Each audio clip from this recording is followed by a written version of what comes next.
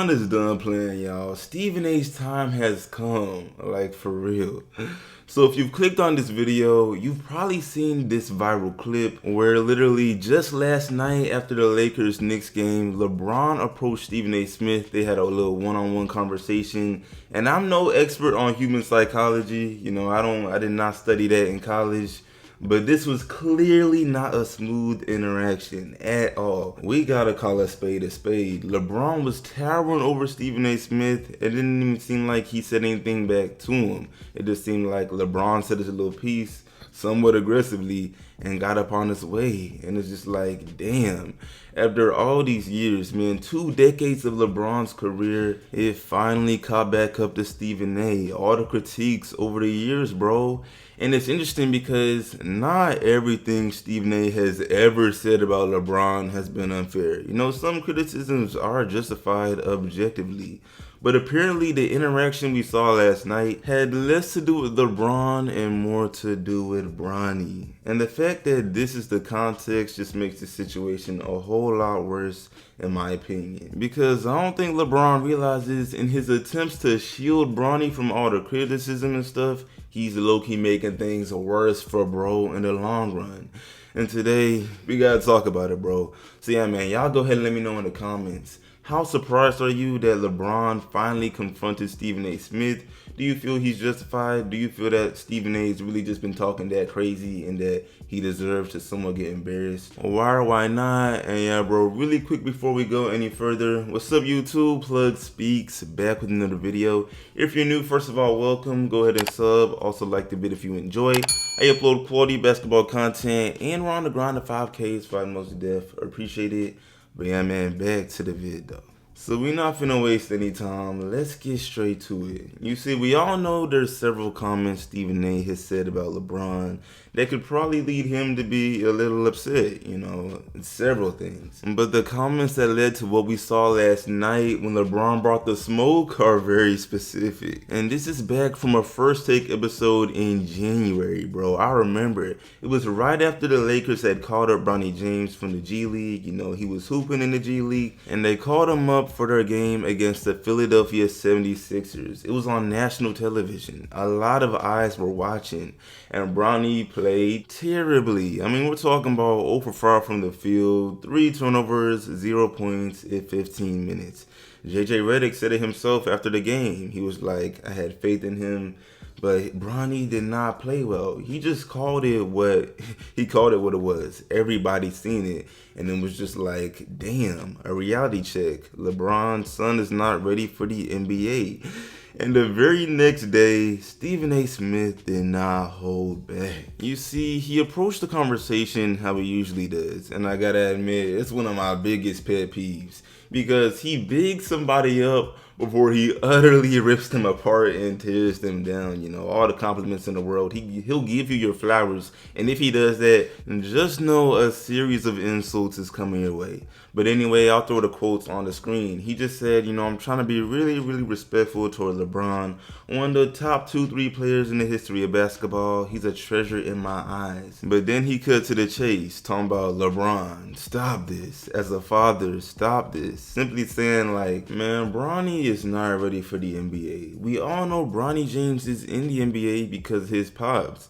Like, Stephen A. did not hold back here. He called out everything, you know, even opening night.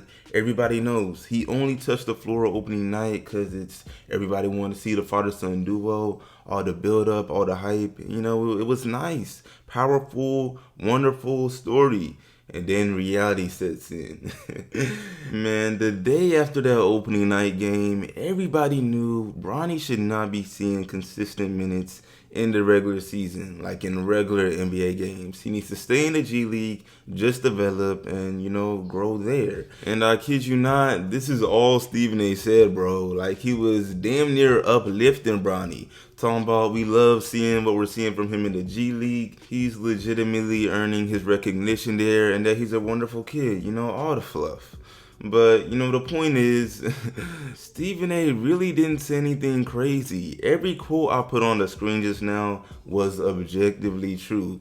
But no, LeBron took it there. LeBron brought the smoke and he just wasn't messing with it. And it just goes back to what LeBron said when Bronny was at USC. You know, he does this to Bronny. Like, he kind of sets him up for all the quote-unquote unfair criticism. You feel me? Like, I know y'all remember what I'm talking about. This man put out a tweet, which he has since deleted, talking about, man, this is hilarious. I'm looking at the NBA games. It's some players that Bronny is better than right now. He said this while Bronny was at USC, averaging 4 points on under 40% shooting from the field. Come on, Bron. Come on, Bron. Come on, Bron. You're not being for real. I mean, I feel like in reality, if LeBron wanted the best for Bronny, he should have let him stay at USC, genuinely develop his skills in college so that maybe he doesn't get drafted as the 55th pick. Yeah, he went to the Lakers, but it's just a situation where it's so painfully obvious that the only reason he made the NBA is because of LeBron.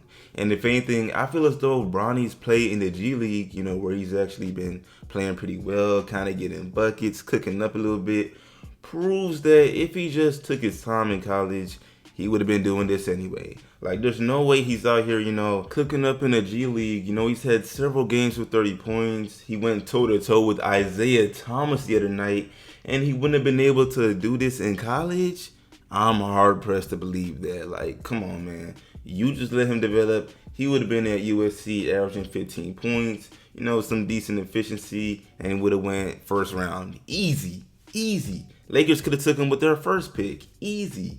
But instead, this is our reality. And when people like Stephen A come out and say the truth, which is that Bronny is not an NBA level player right now, doesn't mean he'll never be. But as it currently stands, he is not an NBA level player. And just because Stephen A said that, now we want to press him in front of everybody. You know it's going to go viral. And as if Stephen A ain't already in enough pain that his Knicks just lost to the Lakers. Damn.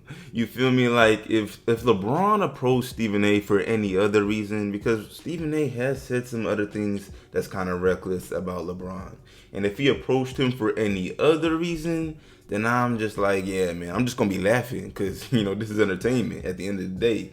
But instead, me knowing that the context of this situation is rooted in LeBron feeling as though Bronny is critiqued unfairly by Stephen A is crazy. Like, wow, I guess, man, Bronny is Mr. Untouchable on the Lakers. You know what I'm saying? I know everybody's saying after the Luka trade, there's no untouchable NBA players. But you better believe Bronny is untouchable. LeBron got too much say so. But yeah, man, I'm about to wrap this up. Y'all let me know what you think in the comments, bro. Do you believe that LeBron was justified in this? Do you think that Bronny is getting a little bit too sheltered currently? Why not? And yeah, bro, I appreciate y'all watching, man. Like the sub, share it, sub if new, all of that. I will see y'all boys in the next one, and I'm out.